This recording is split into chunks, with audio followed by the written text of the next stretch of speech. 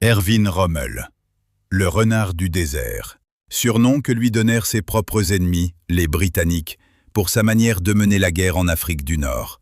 Rapide, imprévisible, à la limite de l'audace pure.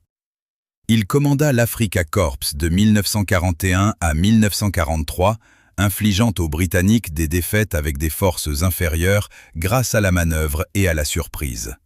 Il est considéré comme l'un des rares chefs militaires allemands respectés même par ses adversaires, pour sa manière relativement chevaleresque de faire la guerre et son refus d'exécuter les ordres de fusiller les prisonniers. En 1944, il fut suspecté d'être lié au complot contre Hitler. On lui proposa un choix, le suicide ou un procès suivi de représailles contre sa famille. Rommel avala le poison et l'on annonça officiellement qu'il était mort de ses blessures. Ainsi se termina l'histoire de l'homme que beaucoup considéraient comme le meilleur stratège militaire de l'Allemagne. Erich von Manstein.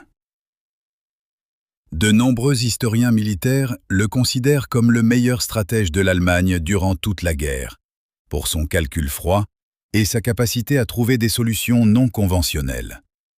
Il fut l'un des principaux auteurs du plan d'offensive à travers les Ardennes en 1940, qui apporta à l'Allemagne une victoire éclair sur la France. Il commanda avec succès sur le front de l'Est, notamment lors de la prise de Sébastopol et de la tentative de débloquer l'armée de Paulus encerclée à Stalingrad. En 1944, il fut relevé de son commandement en raison de désaccords avec Hitler. Après la guerre, il fut condamné par un tribunal britannique pour crimes de guerre, mais fut libéré en 1953 et rédigea ses mémoires jusqu'à sa mort en 1973. Heinz Guderian. Heinz le Rapide, surnom qui venait de la vitesse à laquelle ses colonnes de blindés avançaient, souvent plus vite que le commandement ne pouvait réagir. Il fut l'un des principaux théoriciens et praticiens de la guerre blindée en Allemagne, auteur des idées à la base du Blitzkrieg. Il commanda des groupes de panzer lors de l'invasion de la Pologne, de la France et de l'URSS. Il est considéré comme le père des Panzerwaffe allemandes. Il entra plusieurs fois en conflit avec Hitler et fut relevé de son commandement, mais revint chaque fois. Il survécut à la guerre, fut fait prisonnier par les Américains, puis rédigea des mémoires et des ouvrages de théorie militaire. Il mourut de mort naturelle en 1954. Friedrich Paulus. L'homme dont le nom est devenu synonyme de la plus grande défaite militaire de l'Allemagne durant toute la guerre. Il commanda la 6e armée, qui avançait vers Stalingrad en 1942, l'un des groupements les plus puissants de la Wehrmacht à cette époque. La plus grande partie de cette armée fut détruite et capitula lors de la bataille de Stalingrad, tournant décisif de la guerre. Hitler le nomma maréchal la veille même de la capitulation, espérant qu'il se donnerait la mort plutôt que de se rendre. Paulus se rendit, devenant le premier maréchal allemand fait prisonnier vivant. En URSS, il adopta des positions anti-hitlériennes, puis vécut en RDA après la guerre et mourut en 1957. Walter Model. Le pompier du Führer. C'est ainsi qu'on le surnommait, en raison de l'habitude qu'on avait de l'envoyer dans les situations les plus critiques, presque désespérées du front. Spécialiste de la défense, il stabilisa à plusieurs reprises des fronts que l'on croyait pourtant perdus, près de Rgève, en France, dans les Ardennes. L'un des chefs militaires les plus fidèles à Hitler, mais aussi un tacticien talentueux, capable de tenir ses positions face à des forces supérieures. En avril 1945, son groupe d'armée fut encerclé dans la poche de la Ruhr. Refusant de se rendre, Model se donna la mort dans une forêt près de Duisbourg. Gerd von Rundstedt. Le plus âgé des maréchaux allemands, vétéran déjà de la Première Guerre mondiale, incarnation de la tradition militaire prussienne. Il commanda des groupes d'armées lors de l'invasion de la Pologne et de la France, puis sur le front de l'Est avant de diriger la défense à l'Ouest contre le débarquement allié.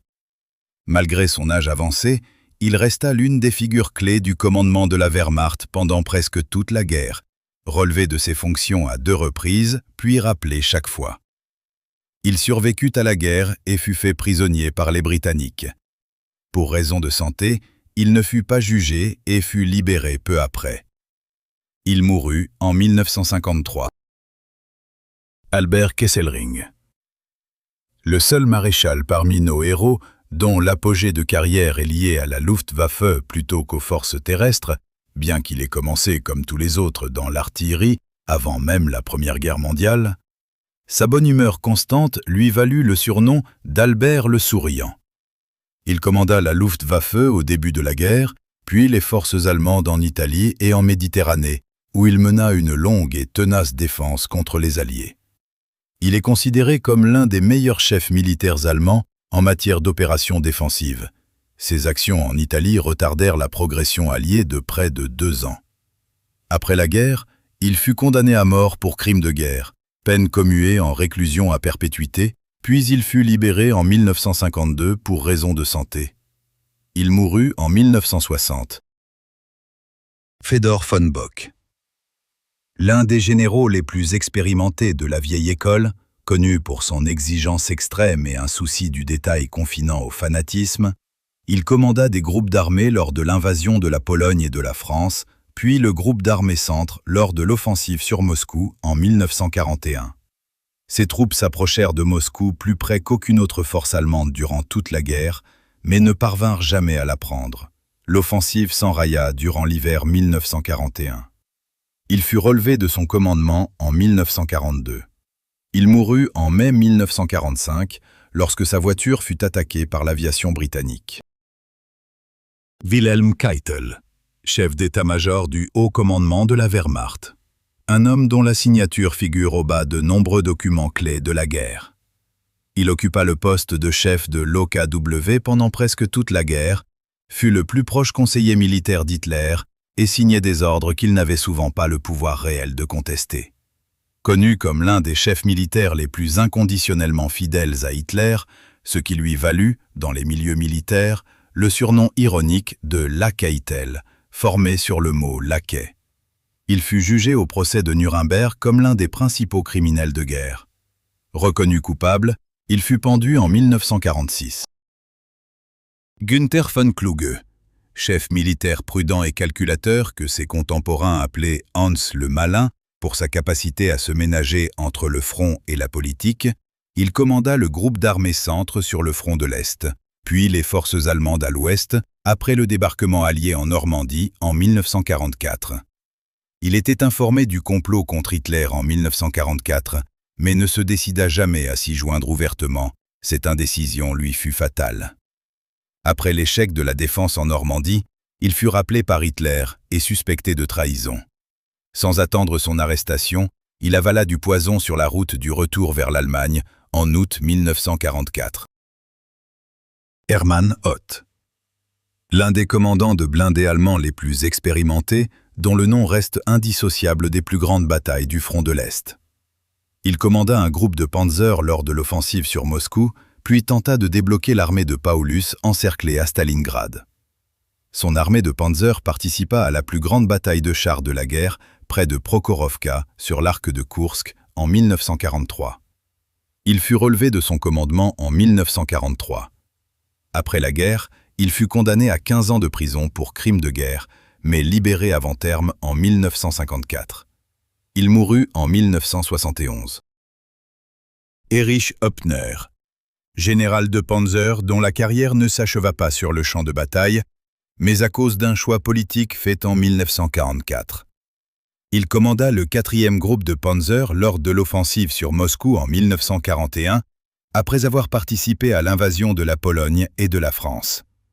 En 1941, il fut démis de ses fonctions et renvoyé avec déshonneur de l'armée par Hitler pour avoir ordonné un repli sans autorisation, un cas rare de désobéissance ouverte au Führer. Il se joignit au complot contre Hitler le 20 juillet 1944. Après l'échec de l'attentat, il fut arrêté, jugé lors d'un procès public exemplaire et pendu la même année. Walter von Broschitsch, commandant en chef des forces terrestres allemandes durant les premières années de la guerre, les plus réussies pour la Wehrmacht. Il dirigea les forces terrestres lors de l'invasion de la Pologne, de la France et du début de la campagne contre l'URSS en 1941. La responsabilité formelle de l'échec de l'offensive sur Moscou retomba sur lui, bien que la direction réelle des opérations fût de plus en plus assumée par Hitler lui-même. Il fut mis à la retraite en décembre 1941, après quoi Hitler prit personnellement la tête des forces terrestres. Il mourut en captivité britannique en 1948, sans avoir jamais été jugé. Hasso von Manteuffel. L'un des commandants de blindés allemands les plus jeunes et les plus énergiques, connu pour sa bravoure personnelle et sa petite taille, qui lui valut le surnom de Rommel de poche. Il commanda la 5e armée de Panzer durant l'offensive des Ardennes en décembre 1944, la dernière grande offensive allemande à l'ouest. Malgré le manque de carburant et de ressources, son armée obtint les meilleurs résultats parmi toutes les unités allemandes lors de cette offensive. Il survécut à la guerre et fut fait prisonnier par les Alliés. Après sa libération, il fit de la politique en RFA. Il mourut en 1978. Walter Wenck. Le plus jeune général de la Wehrmacht, il obtint ce grade à 35 ans, une exception pour l'armée allemande. Dans les dernières semaines de la guerre, en avril 1945, il reçut l'ordre de former la 12e armée et de tenter de débloquer Berlin. Son armée improvisée, formée de cadets et de restes d'unités défaites, devint le dernier espoir de sauver Berlin. Mais elle arriva trop tard. Après la chute de Berlin, il se rendit aux Américains. Il survécut à la guerre et fit des affaires en RFA. Il mourut en 1982 dans un accident de voiture. Sepp Dietrich. L'un des hommes les plus proches d'Hitler au sein de la direction SS, qui avait débuté comme son garde du corps personnel. Il commanda la division blindée d'élite Leibstandarte SS Adolf Hitler, puis la 6e armée de Panzer SS durant l'offensive des Ardennes. Il n'est pas seulement connu pour ses mérites militaires, mais aussi pour son implication dans des crimes de guerre, notamment le massacre de prisonniers américains à Malmedy en 1944. Après la guerre, il fut condamné par un tribunal américain pour Malmedy, puis par un tribunal ouest-allemand pour d'autres crimes. Il fut libéré en 1955 et mourut en 1966. Kurt Student. Le père des troupes aéroportées allemandes, l'homme qui créa en réalité cette arme de toutes pièces en Allemagne. Il commanda des opérations parachutistes, dont la prise de la Crète en 1941, la plus grande opération aéroportée de la guerre à cette date.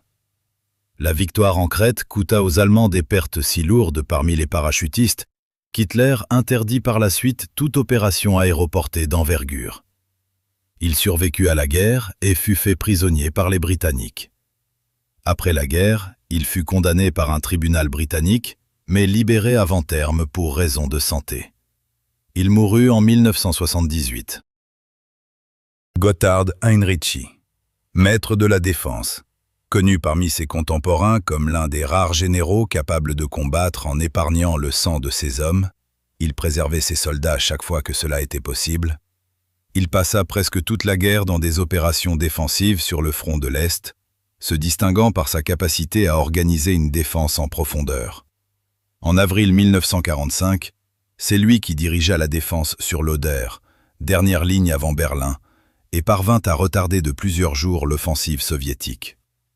Pour avoir refusé d'exécuter les ordres suicidaires d'Hitler, il fut démis de ses fonctions quelques jours avant la capitulation. Il survécut à la guerre et mourut en 1971. Voilà les 18 généraux et maréchaux les plus célèbres de la Wehrmacht. Des hommes dont les noms sont entrés dans l'histoire militaire pour des raisons diverses.